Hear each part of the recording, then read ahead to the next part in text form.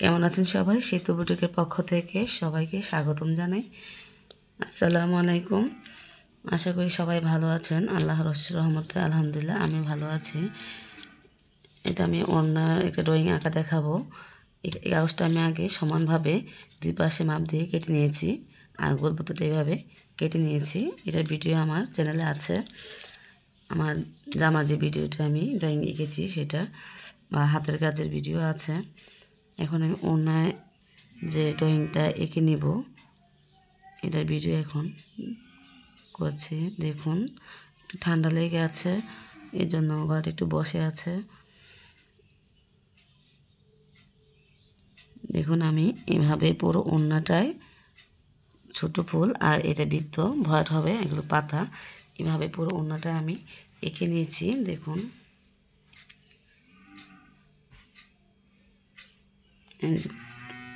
আসলে কাপড়টা একদম চমকা লাল, টুকটুকে লাল। একটু ক্যামেরাতে হয়তো কালারটা পুরো আসছে না। দেখুন আমি আবার একটা দেখাচ্ছি। আপনারা চাইলে কাগজে এঁকে কাপড়ের নিচে কাগজটা রেখে এঁকে নিতে পারেন। পুরো ওড়নায় আমি এভাবে কাজ করে নেব, যেটা ফুল দিয়ে ছোট ছোট ফুল দিয়ে। আর দেখুন ওড়নার দুই সাইডে আমি এভাবে আগে একটু এঁকে নিয়েছি। আর এটা ভিডিও অবশ্যই আমার চ্যানেলে আছে, যারা নতুন দেখছেন সাবস্ক্রাইব করুন প্লিজ, যাতে সবার আগে আপনার কাছে আমার নতুন ভিডিও পৌঁছে যায়। আর যারা সাবস্ক্রাইব করেছেন তাদেরকে অসংখ্য ধন্যবাদ জানাই। আর ভিডিওটি স্কিপ করে দেখবেন না, পুরো ভিডিওটি ভালো করে দেখবেন। টেনে টেনে দেখলে ভিডিওটি বুঝবেন না। কেমন লাগে আমার ভিডিওটি একটু কমেন্ট করে জানাবেন। যে এটা আমি কাঁথা স্টিচ সেলাই করে নিব।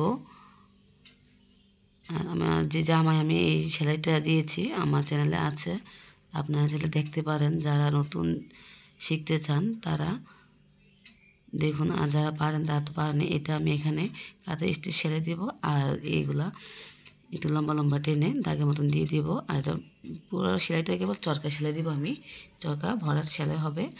আর এগুলো পাতা ডাল এভাবে।